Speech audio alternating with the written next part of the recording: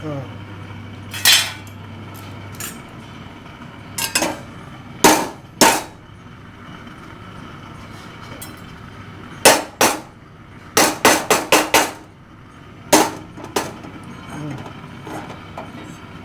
நெய் சட்டியிலே விட்டுக்கலாம்.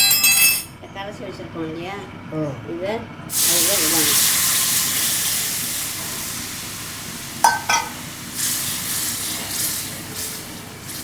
உடனே கெட்டியாயிடும், அதனால ஞாபகமாக பார்த்து கலவணும்.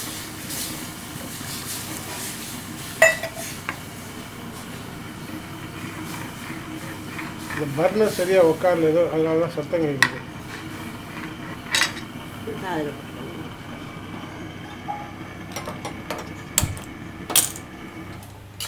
ஆமாம், அதில் பர்னர் எல்லாம் கூடாது. ரைட்.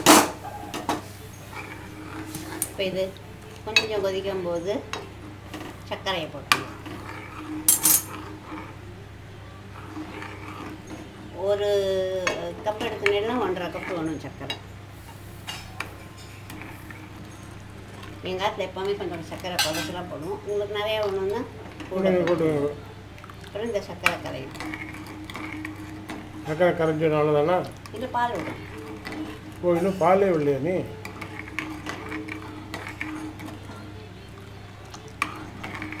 சர்க்கரை கரைஞ்சோடனே இன்னும் கரையில சர்க்கரை. ஆமாம், இப்படி எடுத்து பார்த்தாலே தெரியுமே, இன்னும் கரையில.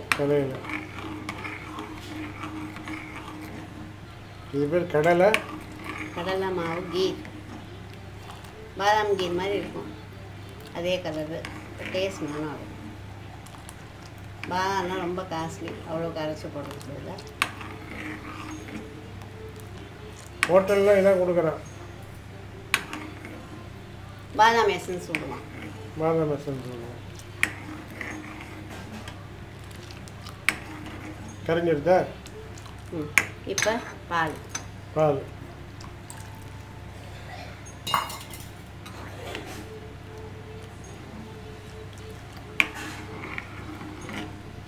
இது கொஞ்சம் கொதிச்ச உடனே இந்த டைல்யூட்டாக இதே மாதிரி கன்சிஸ்டன்சி லிக்விடாக இருந்தால் தான் டம்ளர் விட்டு கொடுத்துக்கலாம்.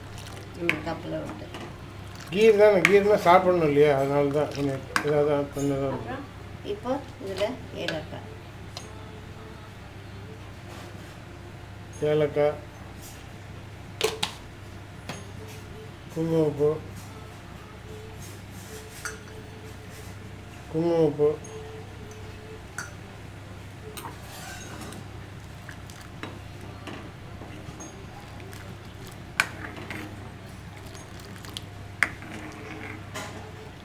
இன்னும் கொதிக்கல. ஒரு கொதி வந்த உடனே பார்த்தீங்களா கன்சிஸ்டன்சி?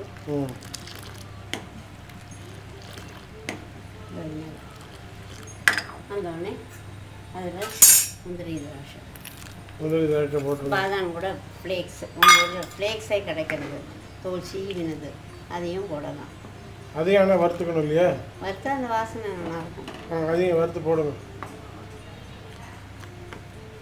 கீர் ரெடி. ஒரே ஒரு கொதி வந்ததுன்னா அவ்வளோதான், கொதி வந்து இது கொதி வந்தோடனே இறக்கிடுங்க. அவ்வளோதான், கீர் ரெடி. பண்ணி பாருங்கள். All the best.